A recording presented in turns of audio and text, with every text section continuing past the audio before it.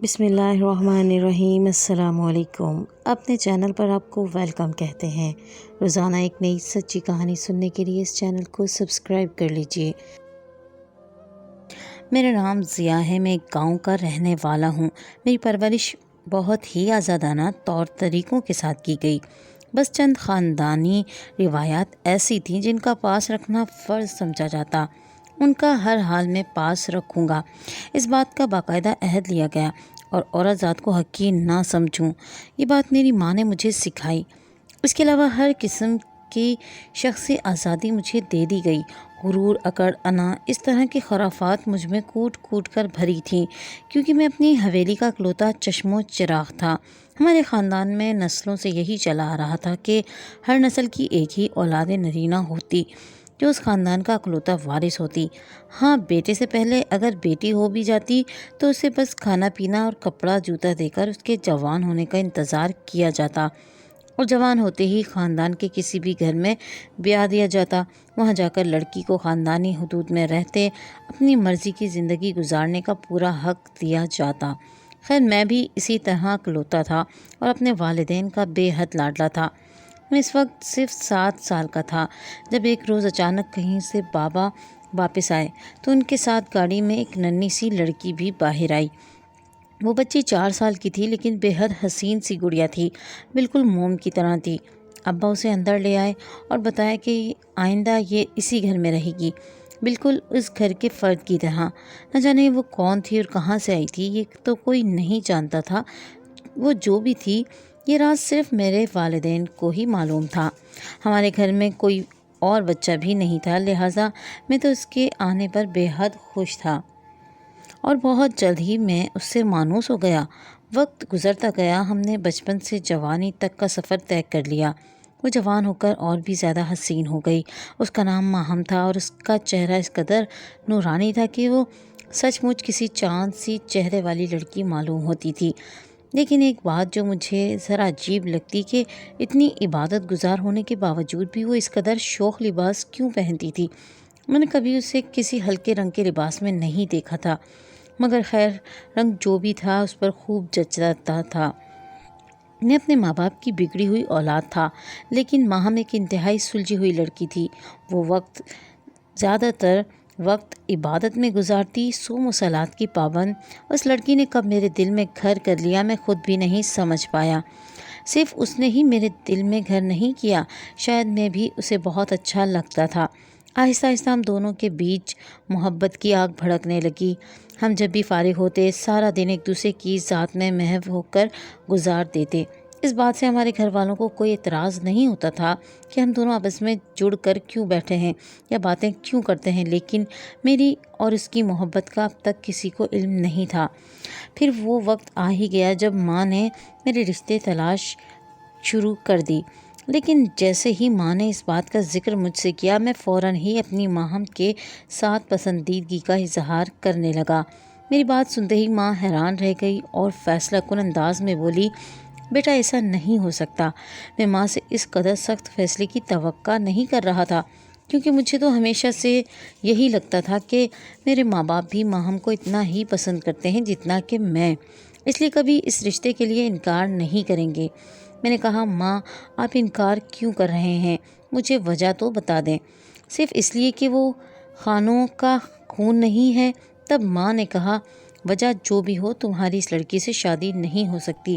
ماں نے جیسے اپنا حتمی فیصلہ سنا دیا تھا، لیکن میں بھی انہی کی اولاد تھا۔ میں نے بھی انہیں کہہ دیا کہ میں ماہم کے سوا کسی سے شادی نہیں کروں گا۔ اپنا فیصلہ سنا کر میں وہاں سے باہر نکل آیا اور پہلے کی طرح ماہم کے پاس چلا گیا۔ اس سے گھنٹوں باتیں کرتا رہا۔ میں اسے ماں سے ہونے والی گفتگو کے بارے میں بتا کر پریشان نہیں کرنا چاہتا تھا، لیکن ماں پھر بھی باز نہ آئی۔ انہوں نے آخرکار میری مرضی جانے بغیر کسی لڑکی کے ساتھ میری بات پکی کر دی۔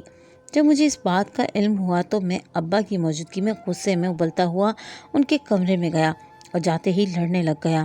میں نے آپ لوگوں کو منع بھی کیا تھا نہ کہ میں کہیں اور شادی نہیں کروں گا۔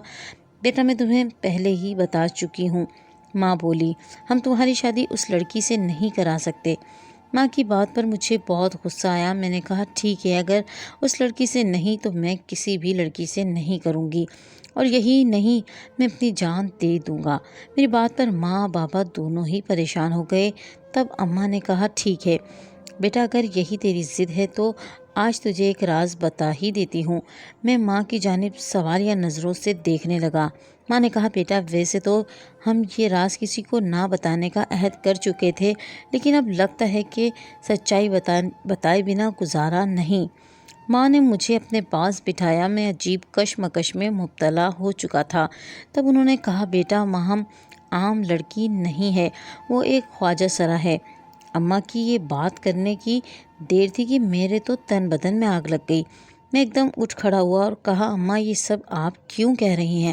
میں جانتا ہوں اسی لیے نا کہ میں ماہم سے شادی نہ کروں۔ بیٹے، اگر ماہم کوئی عام لڑکی ہوتی تو میں اس بات کی پرواہ کیے بغیر کہ اس کی رگوں میں کس کا خون ہے تمہاری اس سے شادی کروا دیتی۔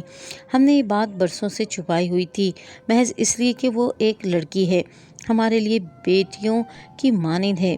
بیٹیوں کی عزت کوئی سر بازار نہیں اچھالتا۔ یہ سن کر میرے دل میں عجیب سا الاؤ دہکنے لگا۔ ماں کی باتوں پر مجھے یقین ہو گیا تھا۔ میں نے وہیں بیٹھے بیٹھے ماں کو فیصلہ سنا دیا کہ آپ جہاں چاہیں میری شادی کر دیں، مجھے کوئی اعتراض نہیں۔ یہ سن کر ماں کے چہرے پر ایک مسکراہٹ اتر آئی اور میں وہاں سے اپنے اندر بدلے کی آگ بھڑکائے اٹھا اور کمرے سے باہر نکلا۔ اس کے بعد میں نے کبھی دوبارہ ماہم کی خبر نہیں لی۔ آج صبح سے ہماری حویلی میں جشن کا سماں تھا۔ کہنے کو خانوں کی حویلی کی اکلوتی بہو آج بچہ پیدا کرنے جا رہی تھی، لیکن حویلی کے منظر کو دیکھ کر یوں لگتا تھا جیسے کسی بڑے جشن کی تیاری ہو رہی ہو۔ پوری حویلی کو برقی کمکموں سے سجایا ہوا تھا۔ رات گہری ہوتی جا رہی تھی۔ اندر دائی ماں رابعہ میری بیوی کو اس مشکل مرحلے سے نکالنے کی کوشش کر رہی تھی۔ پھر آخر رات کا نہ جانے کون سا پہر تھا جب یہ انتظار کی گھڑی ختم ہوئی اور دائی ماں زنان خانے سے باہر آئی۔ میں اور اماں جو بے چینی سے ٹہل رہے تھے فوراً اس کی جانب بڑھے۔ وہ خاصی گھبرائی ہوئی لگ رہی تھی۔ سمجھ میں نہ آئے کہ آخر ماجرا کیا ہے۔ تبھی اس نے ہمیں کہا کہ سائیں، مجھے آپ سے اور بی بی جی سے ایک ضروری بات کرنی ہے۔ ہم دونوں ماں بیٹا جو بچے کی جنس جاننے کے لیے بے تاب تھے، جلد ہی اس کے ساتھ ذرا اکیلے کونے میں جا کر بات کرنے لگے۔ ہمیں ڈر تھا کہ کوئی پیچیدگی نہ آ گئی ہو۔ اس نے ہماری طرف دیکھا تو ماں نے بے چین ہو کر کہا کیا ہوا ہے رابعہ، تو کچھ بولتی کیوں نہیں ہے؟ تبھی وہ گھبرائی سی بولی بیگم صاحبہ، چھوٹا منہ بڑی بات، لیکن جو بات میں آپ کو بتانے والی ہوں اسے سننے کے لیے آپ کو بہت زیادہ ہمت اور حوصلے سے کام لینا ہوگا۔ اس کے یہ کلمات سن کر ماں کے ماتھے پر بل پڑے۔ ماں نے کہا ارے بولتی کیوں نہیں، سیدھی طرح بولنا، کیا معاملہ ہے؟ تب دائی نے آنکھیں نیچے کر لیں اور کہا چھوٹی مالکن نے ہجڑے کو جنم دیا ہے۔ یہ بات سننا تھی کہ میری تو پیروں تلے سے زمین ہی نکل گئی۔ چہرے کا رنگ فک ہو گیا۔ ماں بھی ایک لمحے کے لیے سکتے میں چلے گئی، لیکن پھر انہوں نے اسی لمحے کچھ پیسے اپنے بٹوے سے نکال کر دائی ماں کو دیے اور کہا کہ یہ رکھو اور اپنے ہونٹوں کو سی لینا۔ یہ بات اس حویلی کے در و دیوار تک کبھی بھی نہیں پہنچنی چاہیے، لیکن بھلا ہو دائی کا، اس نے یہ کہہ کر پیسے لینے سے انکار کر دیا کہ بی بی جی برسوں سے اس حویلی کا نمک کھا رکھا ہے، آپ بے فکر رہیں، یوں سمجھے کہ میں کچھ جانتی ہی نہیں، اور مؤدبانہ طریقے سے ہاتھ جوڑتی وہ وہاں سے چلی گئی، مگر میرے تو جیسے حواس ہی کھو چکے تھے۔ میں سوچ بھی نہیں سکتا تھا کہ یہ سب کچھ میرے ساتھ بھی ہو سکتا ہے۔ ماں نے میرا کاندھا تھپتھپایا اور میری بیوی کے پاس چلے گئی۔ وہ ایک مضبوط عورت تھی، یہ سب کچھ برداشت کر سکتی تھی، مگر میں مضبوط نہیں تھا۔ میں جانتا تھا کہ یہ سب کیوں ہوا ہے، میں اپنی غلطی پر نادم تھا، لیکن اب اس ندامت سے بھی کوئی فائدہ حاصل نہیں ہونے والا تھا۔ میں فوراً دوسرے کمرے میں گیا، اندر جاتے ہی زمین پر بیٹھ گیا۔ میری آنکھیں حویلی کے مضبوط مرد کی آنکھیں تھیں، لیکن آج وہ آنسو بہا رہی تھیں، اور میں بس ایک ہی بات سوچ رہا تھا کہ کاش میں نے شادی کی پہلی رات یہ غلطی نہ کی ہوتی تو آج میری اولاد ایک نارمل بچہ ہوتا۔ میرے ذہن میں بار بار وہ غلطی کسی فلم کی طرح چل رہی تھی۔ میں سر اپنے گھٹنوں پر رکھ کر زاروں قطار رو رہا تھا، ساتھ ہی اس وقت کو یاد کر رہا تھا جب مجھ سے یہ خطا ہوئی۔ میری رشتے ناتے ہونے کے بعد ایک ہی مہینے کے اندر شادی کی تاریخ طے پا گئی۔ پوری حویلی میں شادی کی تیاریاں دھوم دھام سے جاری تھیں۔ اس حویلی کے اکلوتے چشم و چراغ کی شادی تھی، کوئی عام بات تھوڑی تھی۔ میں اپنی ہی مستی میں مگن رہتا تھا۔ ایک آدھ بار ایسا بھی ہوا کہ میری نظر ماہم پر پڑی۔ وہ کسی پردے کی اوٹ کے پیچھے سے مجھے دیکھ رہی ہوتی تو کبھی کسی کھڑکی کے پیچھے سے۔ اس کی آنکھوں میں آنسو واضحتاً دیکھے جا سکتے تھے، لیکن میں تو بے حس ہو چکا تھا۔ مجھ پر تو بس اس سے بدلہ لینے کی ہوس سوار تھی کہ کس طرح سے اپنی بے عزتی کا بدلہ لوں۔ مجھے غصہ نہ جانے کس بات کا تھا کہ اس نے شاید جانتے ہوئے بھی مجھے انجان رکھا۔ خیر وہ وقت آ ہی گیا جب میں اپنی دلہنیا کو بیاہ کر اپنے ساتھ لے آیا۔ میری دلہن کمرہ عروسی میں میرا انتظار کر رہی تھی اور میں مردانے میں اپنے دوستوں کے ساتھ محفل جمائے بیٹھا تھا۔ تبھی میرے ایک دوست نے کہا، شادی تو نے کر لی، لیکن تو نے گھر میں جو چاند کا ٹکڑا چھپا رکھا ہے اس کا کیا کرنا ہے؟ یہ کہتے ہوئے سب زور زور سے ہنسنے لگے۔ ان لوگوں نے میرے اندر کے الاؤ کو مزید بھڑکا دیا۔ تب میں نے اپنے ہاتھ میں پکڑے جام کو مضبوطی سے تھام دیا۔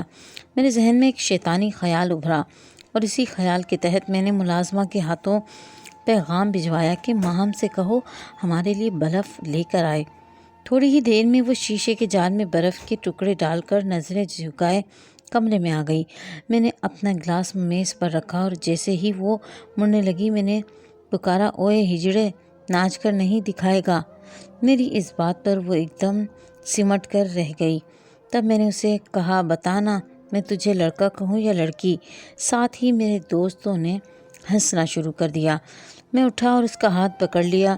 اس کی آنکھوں میں آنسو کی لڑیاں واضح دیکھ سکتا تھا، لیکن اس وقت مجھ پر بدلہ لینے کا بھوت سوار تھا جسے اتارنا آسان کام نہیں تھا۔ میں نے موسیقی کی آواز کو تیز کروا دیا، اس کا ہاتھ پکڑ کر یوں ہلانے لگا جیسے کسی رقاصہ کو نچایا جاتا ہے۔ میں نے ہنستے ہوئے کہا، تو وہ رو کیوں رہی ہو؟ تیرے جیسوں کا تو یہی پیشہ ہے نا؟ یہ کہہ کر میں اسے جلانے کی کوشش کرنے لگا۔ پھر میں نے کہا، آج رات تو نے اپنے ذات سے میرے دوستوں کو خوش کرنا ہے۔ اگر تو نے ایسا نہ کیا تو مجھ سے برا کوئی نہیں ہوگا۔ یہ کہہ کر میں اسے وہیں چھوڑ کر کمرے سے باہر نکلنے لگا۔ مجھے اس کے گڑ گڑانے کی آوازیں سنائی دینے لگیں، لیکن میں نے اسے نظر انداز کر دیا۔ وہ میرے پیچھے بھی بھاگی، مجھ سے التجا کرنے لگی۔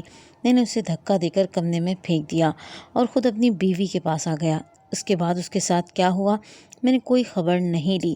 میری بیوی اس قدر حسین تھی کہ میں اس کے حسن کا اسیر ہو گیا، باقی پوری دنیا کو پوری طرح فراموش کر بیٹھا۔ ہم دونوں کی زندگی بہت اچھی گزر رہی تھی۔ چند ہی مہینوں میں اللہ نے میری بیوی کو گود ہری کر دی۔ میرے لیے وہ دن انتہائی خوشی کا تھا۔ وقت کو جیسے پڑ لگ گئے تھے۔ پوری حویلی میں سختی سے حکم تھا کہ میری بیوی یعنی فاطمہ کا خیال رکھا جائے۔ وہ شہزادیوں جیسی زندگی گزارنے لگی۔ چند ماہ بعد جب ڈاکٹر کے پاس جا کر بچے کی جنس معلوم کی تو پتہ چلا کہ بیٹا ہے۔ اس دن تو میری خوشی اور بھی بڑھ گئی۔ ہمارے خاندان میں کئی نسلوں سے صرف بیٹے ہی پیدا ہو رہے تھے۔ میں بھی نہیں چاہتا تھا کہ میری بیٹی ہو۔ وقت تیزی سے گزرنے لگا، پھر وہ دن بھی آ ہی گیا جب میرے بچے نے ماں کی کوکھ سے اس کی گود میں آنا تھا۔ اس دن صبح سے فاطمہ کی طبیعت بگڑی ہوئی تھی۔ اماں نے حویلی سے پرانی دائی کو بلوا لیا، لیکن جب بچہ پیدا ہوا تو اس خبر نے میری جان ہی نکال دی کہ میرا بچہ خواجہ سرا ہے۔ میں جانتا تھا کہ یہ سب میری اس رات کی غلطی کی وجہ سے ہوا ہے۔ یہ ماہم کی آہ لگی ہے جس کی وجہ سے ایسا ہوا ہے۔ میں وہیں گھٹنوں کے بل پر بیٹھ کر رونے لگا۔ اچانک مجھے خیال آیا کہ میں ماہم سے ملوں اور اس سے معافی مانگوں۔ میں آنسو صاف کر کے کمرے سے باہر نکلا اور اس کے کمرے میں گیا، لیکن وہ کمرے میں موجود نہیں تھی۔ میں نے پوری حویلی چھان ماری، لیکن مجھے اس کا کچھ پتہ نہیں چلا۔ میں نے گھر کے تمام نوکروں کے انچارج جمیل سے پوچھا کہ ماہم کہاں ہے۔ انہوں نے بتایا کہ بیٹا وہ تو تمہاری شادی کی پہلی ہی رات سے حویلی سے غائب ہو گئی تھی، پھر کبھی واپس نہیں آئی۔ اس وقت میرے اندر احساس ندامت نے شدت اختیار کر لی۔ میں اپنا سر پیٹتا ہوا اپنے کمرے میں آ گیا۔ کمرے میں آتے ہی اس بچے کو اپنے سینے سے لگا کر پیار کرنے لگا، کیونکہ اب میں ایک مرتبہ پھر سے وہی غلطی نہیں کرنا چاہتا تھا۔ مگر اسی وقت ماں کمرے میں آئی۔ انہوں نے کہا، بیٹا، آج تک اس حویلی میں ایسا نہیں ہوا کہ کسی کے ہاں خواجہ سرا پیدا ہوا ہو، سو بہتر ہے کہ اس بچے کو مار دو یا پھر اسے کسی خواجہ سرا کے حوالے کر دو۔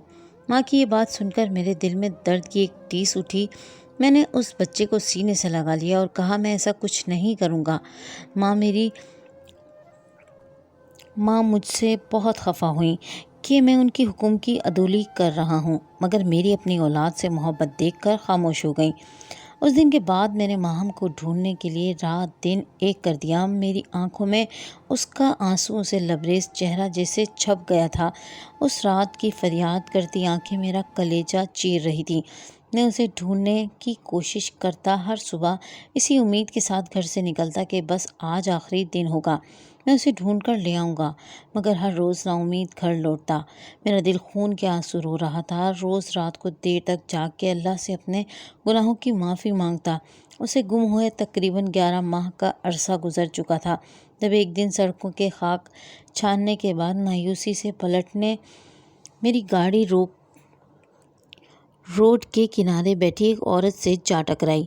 اس نے ویسے ہی چادر اوڑھ رکھی تھی۔ میں تو اسے پہلی نظر میں ہی پہچان گیا۔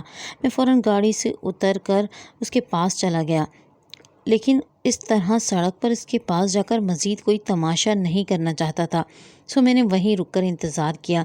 اس کی حالت میرے لیے ناقابل برداشت تھی۔ تھوڑی ہی دیر میں ایمبولینس پہنچنے والی تھی، تبھی ریسکیو والے اسے اٹھا کر ہسپتال لے گئے۔ میں بھی ان کے پیچھے ہو لیا۔ میں نے وہاں جا کر تمام بلز کا خرچہ اٹھا لیا اور اس روم کی طرف چل دیا۔ یہ الگ بات ہے کہ مجھے کچھ سمجھ میں نہیں آ رہی تھی کہ میں بات کو شروع کیسے کروں اور ختم کہاں کروں۔ میں جیسے ہی اندر داخل ہوا، وہ مجھے دیکھ کر حیران رہ گئی۔ آپ یہاں کیا کر رہے ہیں؟ وہ بولی۔ میں اس کی بات سنتے ہی آگے بڑھا۔ میں نے کہا، ماہم، میں اس قابل تو نہیں ہوں، لیکن پھر بھی تم مجھے معاف کر دو، کیونکہ میرا گناہ اس لفظ کے آگے بہت بڑا ہے۔ میں تم سے معافی مانگنا چاہتا ہوں۔ مجھے تمہارے ساتھ کی گئی زیادتیوں کی بہت بڑی سزا ملی ہے۔ یہ آپ کیا کہہ رہے ہیں؟ وہ میری جانب تعجب سے دیکھنے لگی۔ میں نے اس کے آگے ہاتھ جوڑ دیے اور کہا، اس رات میں نے تمہارے ساتھ جو کیا، اللہ نے مجھے اس کی سزا دی ہے۔ اللہ نے مجھے اولاد کی صورت میں خواجہ سرا دیا ہے۔ میں جانتا ہوں یہ سب تمہارا دل دکھانے کی سزا ہے۔ میری بات سن کر وہ ایک دم حیرت سے میری جانب مڑی، میرے جڑے ہاتھوں کو دیکھ کر بولی، یہ سچ ہے کہ میں اس دن بہت دکھی دل کے ساتھ حویلی سے نکلی تھی۔ یہ الگ کہانی ہے کہ میں کیسے آپ کے دوستوں کے چنگل سے باہر آئی، اور اس روز میرے منہ سے ایک ہی بات نکلی تھی کہ جس طرح تم نے میری عزت کو روندا ہے، مجھے برباد کیا ہے، اللہ تمہیں بھی اسی طرح برباد کرے گا۔ لیکن میں نے کبھی نہیں سوچا تھا کہ اللہ اس طرح انصاف کرے گا۔ وہ ندامت تھی یا نہ جانے کیا تھا، میری آنکھوں سے مسلسل آنسو بہہ رہے تھے۔ اس کی آنکھوں میں بھی آنسو تھے، غم اور تکلیف کے، جنہیں پوچھتے ہوئے اس نے کہا، یہ سچ تھا کہ میں بھی آپ سے بے حد محبت کرتی تھی، کیونکہ جذبات پر انسان کا اختیار نہیں ہوتا، لیکن میں نے کبھی آپ سے وعدہ نہیں کیا تھا کہ میں آپ سے شادی کروں گی۔ اس لیے جو کچھ بھی ہوا اس کا ذمہ دار آپ مجھے نہیں ٹھہرا سکتے۔ اس روز آپ نے میری ایک نہ سنی، مجھے ان درندوں کے حوالے کر دیا۔ اس کی آنکھوں میں عجیب تھکن تھی جسے میں محسوس کر سکتا تھا۔ یہ کہہ کر اس نے اپنا ہاتھ چھڑوا لیا اور مجھ سے منہ موڑ لیا کہ جاؤ، میں نے تمہیں معاف کیا، میرا بدلہ میرے رب نے لے لیا ہے، اب میرے دل میں تمہارے لیے کوئی عداوت نہیں، لیکن میں اسے اس طرح چھوڑ کر نہیں جا سکتا تھا، سو میں اس کے سامنے جا کر کھڑا ہو گیا۔ ایک مرتبہ پھر سے ہاتھ جوڑ کر بولا، خدا کے لیے ماہم، مجھے اپنی غلطی سدھارنے کا موقع دو، میرے ساتھ چلو، ورنہ میں یہی سمجھوں گا کہ تم نے مجھے معاف ہی نہیں کیا۔ میری آنکھوں سے آنسو کی لڑیاں متواتر بہہ رہی تھیں۔ یہ دیکھ کر اس کا دل نرم پڑ گیا۔ وہ بولی کہ ٹھیک ہے، میں تمہارے ساتھ چلنے کو تیار ہوں، لیکن میں اس جگہ کبھی نہیں جاؤں گی جہاں ایک بار میری تذلیل کی گئی ہو۔ اس کا یہ فیصلہ سن کر مجھے خوشی ہوئی۔ میں جانتا تھا مجھے اب کیا کرنا ہے۔ میں اپنی بیوی اور بچے کو لے کر شہر آ گیا، وہیں ماہم کو بھی اپنے ساتھ لے آیا اور اپنی بیوی کو سب کچھ سچ سچ بتا دیا۔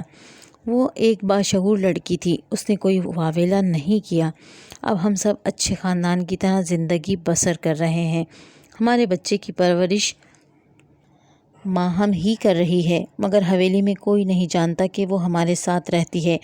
اللہ کا شکر ہے کہ میری زندگی کا ایک احساس ندامت ختم ہوا۔